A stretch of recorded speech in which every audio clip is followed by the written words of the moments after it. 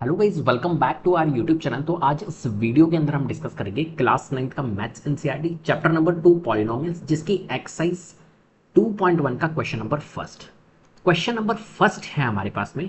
Which of the following expressions are polynomials in one variable and which are not, state reason for your answer.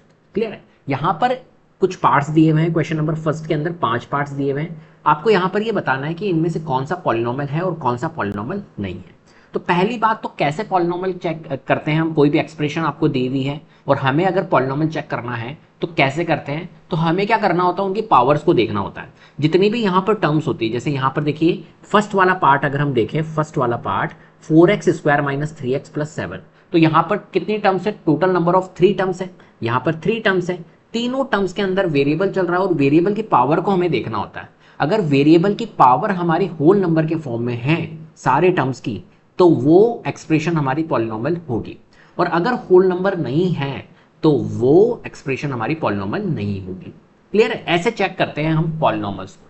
कोई भी expression दे दे और उसको polynomial check करना हो तो बस हमें क्या देखना होता है, हमें वेरिएबल की पावर देखनी होती है। और वेरिएबल की पावर अगर होल नंबर के फॉर्म में है सारे टर्म्स की, तो वो गिवन एक्सप्रेशन जो होगी वो पॉलिनोमियल होगी। क्लियर है? तो एक क्वेश्चन हम करते हैं और फिर देखते हैं। देखिए यहां पर हमारे पास में फर्स्ट पार्ट है 4x² माइनस 3x प्लस 7।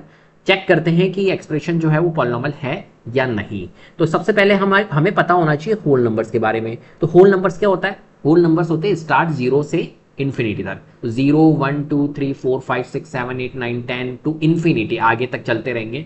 तो वो नंबर्स जो होते हैं वो हमारे कौन से नंबर्स होते हैं? Whole numbers. और अभी मैंने आपको बताया था क्या, जो टर्म्स होती है उनकी जो पावर होती है वो होल नंबर के फॉर्म में होनी चाहिए, तो वो हमारा एक्सप्रेशन पॉलिनोमियल होगा। तो यहां पर देखिए 4x² माइनस 3x प्लस 7 है। तो टर्म्स कितनी है यहाँ पर? 4x² है, एक 3x टर्म है और एक 7 टर्म है। तो देखो 4x² एक टर्म है, माइनस 3x की पावर 1, मतलब यहाँ पर x की पावर कुछ नहीं लगा हुआ है, मतलब x की पावर 1 है। और देखिए 7 जो है वो कांस्टेंट टर्म है, और कांस्टेंट टर्म के पास में वेरिएबल जो होता है वो होता है x की पावर 0। यहाँ पर x वेरिएबल चल रहा है इसलिए हमने इसके पास में x की पावर 0। तो कांस्टेंट टर्म के पास में पावर x की पावर 0 हमारे पास में क्या होता है, यहाँ पर टर्म होता है।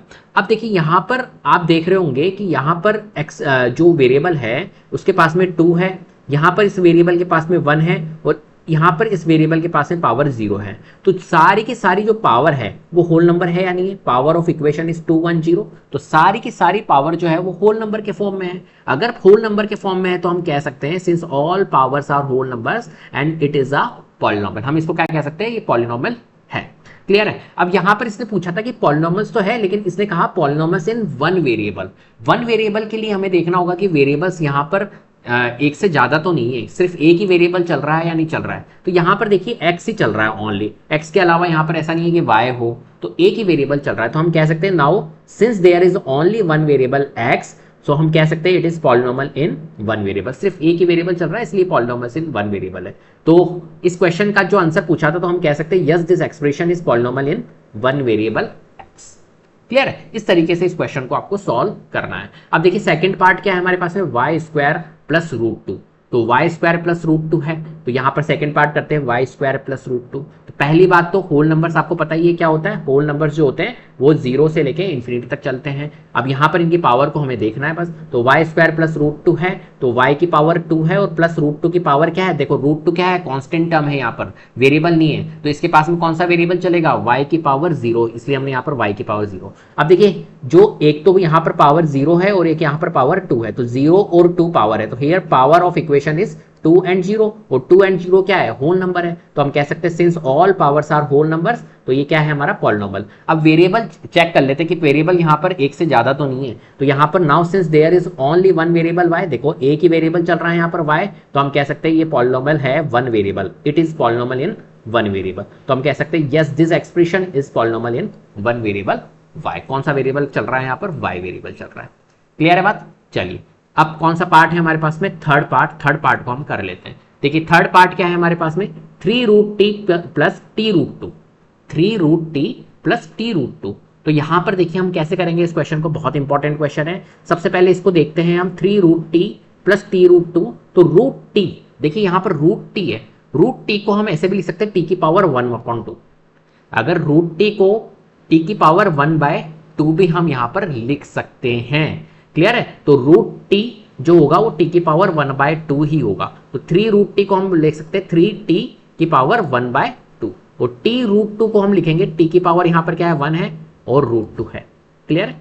अब देखिए यहां पर एक पावर तो 1/2 है और एक पावर 1 है, तो एक 1/2 है तो 1/2 क्या होल नंबर होता है? नहीं होता है। 1 तो होल नंबर होता है लेकिन 1/2 नहीं होता है। और अभी मैंने आपको बताया था सारी टर्म्स के पास में जो पावर होती है वो होल नंबर्स के फॉर्म में होनी चाहिए। तो यहां पर क्या है 1/2 है, तो हम कहेंगे as the power of T is 1/2 which is not a whole number. तो यहां पर ये एक्सप्रेशन जो होगी वो होल पॉलिनॉमियल नहीं होगी, therefore this expression is not a polynomial.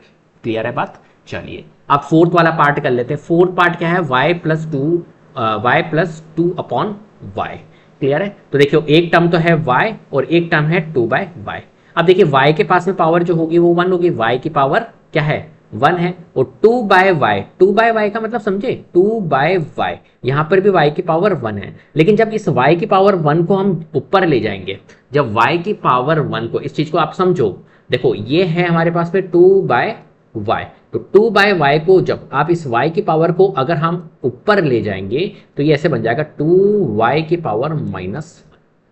Clear है ना? y को जब हम ऊपर ले जाएंगे तो 2y की पावर -1। अब देखिए पावर क्या बन गई हमारी?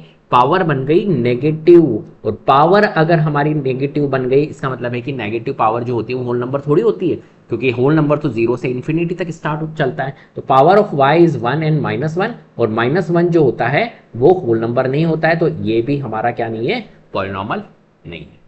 क्लियर है? इस तरीके से इन क्वेश्चंस को सॉल्व करना है। अब देखिए फिफ्थ वाला पार्ट, x की पावर 10 प्लस y की पावर 3 प्लस t की पावर 50, ये क्वेश्चन है। इस क्वेश्चन को सॉल्व करते हैं। तो यहां पर देखिए सबसे पहली बात तो पॉलिनॉमियल इन वन वेरिएबल नहीं है ना, आगे चेक ही नहीं करना है। क्यों? क्योंकि यहां पर वेरिएबल कितने चल रहे हैं x y t, यहां पर 3 वेरिएबल चल रहे हैं, तो पॉलिनॉमियल इन वन वेरिएबल तो नहीं होगा। क्या ये पॉलिनॉमियल होगा? इसको चेक करते हैं। तो ये पॉलिनॉमियल तो है। क्यों पॉलिनॉमियल है? क्योंकि यहां पर देखो x की पावर 10 है, y की पावर 3 है, और यहां पर t की पावर 50 है। तो यहां पर देखिए जो पावर है हमारे पास में वेरिएबल की वो क्या है 10, 3 एंड 50 है।